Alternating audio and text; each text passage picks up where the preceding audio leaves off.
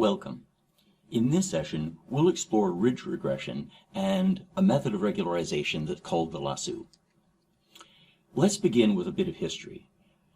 Let's recall that constrained least squares needs a hyperparameter which we call theta, and it minimizes this Lagrange function. Tikhonov regularization, which was invented in the 1960s and became transmitted to the Western world in 1974, needs a different parameter, lambda, and it solves something that has an apparent similarity. The difference is that the user provides this lambda instead of us computing it as a Lagrange multiplier. Now, ridge regression dates to 1970, and it was independently discovered by Horrell and a colleague, and it was independent of Tikhonov regularization. It turns out that mathematically it is the same as regularization. So the difficulty with ridge regression is that the weights that you compute may be small, but they're very rarely zero. That is, the weights can approach zero, but it's unusual for the weights to actually go to zero, even though going to zero means that you can disregard the corresponding variable in the regression. So a selection operator is a process that sets some of the weights to exactly zero. And one method that Leo Breiman came up with in 1995 was called a non-negative garrote. So what he did was he came up with this regularization method, and then he applied what he called a non-negative garrote. So a garrote is a piece of wire or cable that's used to go around something. And this process, it was a two-step. So first he regularized, and then he applied the garrote. Well, in 1996, Robert Tikhonov, who was a professor at the University of Toronto at the time, improved this garrote, and he called it a lasso being a loop of rope.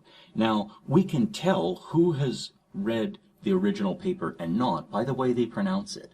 Someone who only uses the acronym may pronounce it lasso, and those of us who have read the paper will call it the lasso. And this change, we can formulate this as a change of Tikhonov regularization. Tikhonov actually derived it from basic statistical principles, but the idea is that instead of using the squared L2 norm as the regularization term, he said, let's use the unsquared L1 norm, which is simply the sum of the absolute values of the weights. So he performed two changes to Tikhonov regularization. One is changing the norm, and one is not squaring the norm. And the computation for this is not simple. This is a very widely used result in machine learning. So, what does it do? Well, let's look at what the ridge constraint or the Tikhonov regularization constraint is. What we're saying is that the feasible set for a particular lambda, so here I've plotted it for lambda equals 1, and a different lambda will simply expand or shrink this circle. And if a solution is on the boundary of the feasible set, that is, if it's one of these red points, then it will exactly equal, and otherwise the feasible point is inside. Now, what does the lasso do? Well, the L1 norm is a square that's rotated, and so you can see that the L1 norm, this is the point 1, 0, this is the point 0, 1, and so on. And then these proceed linearly. So now, for a given lambda, a feasible solution is on the boundary if it's on the red, or if it's a feasible point, it's an interior point. This geometry has really significant numerical consequences. So let's go through an example that I computed, and you don't have to write this down. This is more, I want you to get the sense of it rather than the details, because the details are so computationally complex that we almost always leave it to professional programmers. So here I'm going to take a really simple problem. It's going to be a quadratic term, and we'll have an objective that's centered at the point W0, and there's some symmetric positive definite matrix K that is used for the quadratic constraint. Here I'm going to use this matrix, and this matrix will produce an ellipse that has major axes of 2 and 1, and the -1 causes it to be tilted from the standard position into what you might think of as a 45-degree position, and the center point I'm going to say is not quite at 1, 2. Let's now compute ridge regression, and let's compute a lasso. The ridge regression, one of the terms will be 0.97, so very close to 1, but not exactly 1, and then the other one is very substantially different. The lasso term is exactly 1, 0. So let's take a look at what this is like, because this is a problem that we can plot in a plane. So here's our objective function. As I said, it's an ellipse that has major axes of 2 and 1, and it's been rotated by 45 degrees. When I introduce the ridge term, or the constrained least squares term, it looks like a circle, and now we can see that this solution is at the point 0.25, 0.97, and that would be the solution.